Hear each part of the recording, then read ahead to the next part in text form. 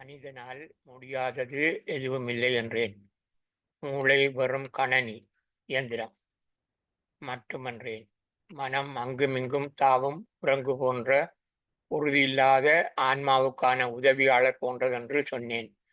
ஆனால் எதனையும் சாதிக்கத்தக்க முரட்டு முட்டாள் போன்ற பச்சை களிமண் போன்றதென்றேன். அந்த களிமண்ணைக் கொண்டு சிலையையும் வடிவமைக்கலாம் என்றும் சொன்னேன். செய்வினைதான் எல்லாவற்றுக்கும் நியாயமான நீதியான அறுவடையை தருகின்றதென்றும் சொன்னேன். கடவுள் எதனையும் செய்யாமல் பார்த்து கொண்டிருக்கும் வானம் போன்றவர் என்றும் சொன்னேன். ஆன்மா வானத்தின் ஒரு பகுதியை உள்ளடக்கிய கட்புலனாகும் உருவமாகிய உடல் என்னும் வீட்டில் குடியிருக்கும் வானத்தின் ஒரு பகுதியை எனச் சொன்னேன். ஆன்மாவுக்கும் கடவுளுக்கும் எந்த வேறுபாடில்லை எனவும் சொன்னேன். கடவுளை காண வேண்டுமானால் ஆன்மாவாகிய உன்னை நான் என்று எண்ணிக்கொண்டிருக்கும் மனிதனுக்குள்ளே ஊடுருவி தேடு என்று சொன்னேன். அதற்கு தியானம் உனக்கு உதவியாக அமையும் என்றேன். தியானம் என்பது பெரியதொரு கப்பல் இல்லை, விமானம் இல்லை, ராக்கெட் இல்லை என்றேன். தியானம் என்பது கடவுள் இருக்கும் இடத்திற்கு போக உதவும் ஒரு ஏணி அல்லது தோணிக்கு சமனானது என்று சொன்னேன். உன் மனம் என்ன என்ன ஆக நினைக்கின்றதோ நீ அதுவே ஆகின்றாய் என்றேன். நீ கடவுளாக நினைத்தால் கடவுளாகலாம், அசுரனாக நினைத்தால் அசுரனாகலாம், நல்லவனாக நினைத்தால் நல்லவனாகின்றாய், வல்லவனாக நினைத்தால் வல்லவனாகின்றாய், பொல்லாதவனாக நினைத்தால் பொல்லாதவனாகின்றாய் என்றேன். ஆகையால் உன் எண்ணத்தை மாற்ற முயற்சி செய். அதற்கு அனுபவமும் அறிவும் மட்டுமே உதவும் என்றேன். அதற்கு நான் ஏணி தோணி என்று சொன்ன தியானம் அல்லது தன்னை உணரத் துடிக்கும் உன் உணர்வு நிலைதான் சிந்தனை ஆற்றலை வளர்க்கும் என்றேன். உனக்கு நல்லது எது கெட்டது எது என்பதை தேர்ந்தெடுக்கவும், நீ விரும்பியதை நோக்கி நகரவும், நீ அதுவாக மாறவும் துணை புரியும் என்பதை நான் பலமுறை உனக்கு சொல்லியுள்ளேன். இங்கே நான் பலமுறை சொன்ன இவையெல்லாம் நிகழ பல மணி நேரமோ பல நாட்களோ பல வருடங்களோ அவசியம் என்பதில்லை. சில நிமிடங்களுக்குள்ளேயே நிகழ்ந்துவிடும் என்றேன்.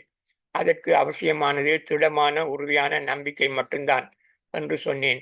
அதற்காகத்தான் மூளை என்னும் அதிவேகமான கணிப்புகளை வடிவமைப்புகளை செய்யும் கணனி உடல் என்னும் வீட்டுக்குள்ளே மிக பாதுகாப்பான இடத்தில் வைக்கப்பட்டுள்ளது என்றும் சொன்னேன்.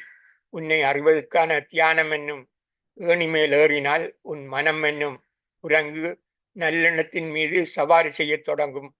அச்சவாரியின் போது நீ எதுவாக நினைக்கின்றாயோ அந்த எண்ணத்தை மனம் மூளைக்கு கொடுக்கும் என்று சொல்லுகின்றேன். அந்த அதிவேகமான பயங்கர பொறியான கணனி அதனை நீ எண்ணியதன் வடிவத்தை சரியாக அமைத்து ஆன்மாவுக்கு கொடுக்கும்.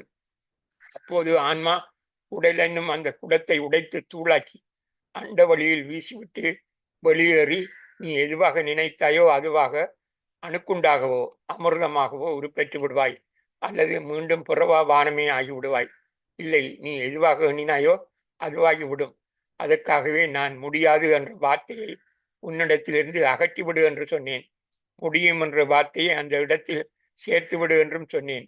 உனக்கு பின்னால் இந்த உலகமே வர வேண்டும் என நினைத்தால் அது நிறைவேறிய பின் அதனை நீர் வானத்தில் இருந்து கொண்டு பார்த்து ரசிக்கலாம் என்றும் நான் சொன்னேன்.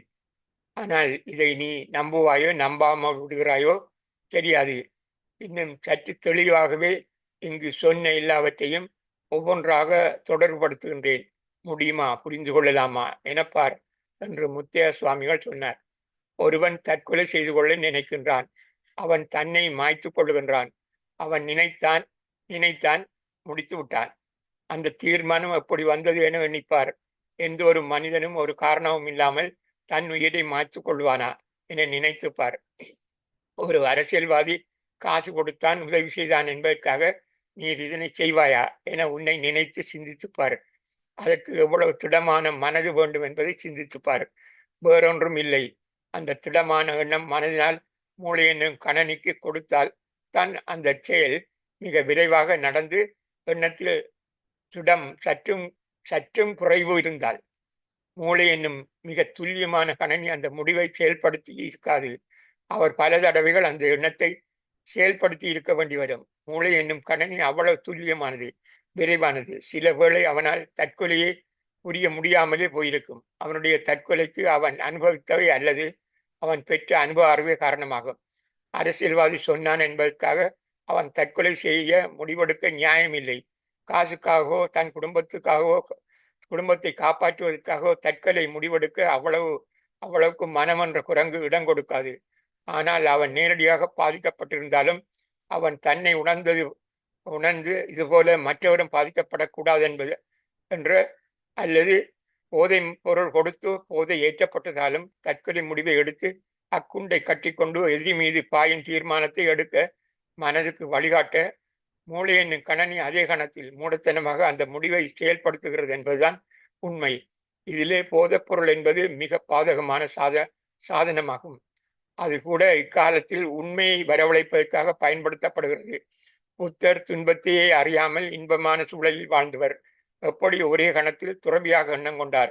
மனிதர் நோய்வாய்ப்படுவதையும் துன்பப்படுவதையும் இறந்ததையும் அதனால் மற்றவர் துன்பப்படுவதையும் கண்ட அதே கணத்தில் அந்த அனுபவம் அவர் மனதை சிந்திக்க தூண்டியது.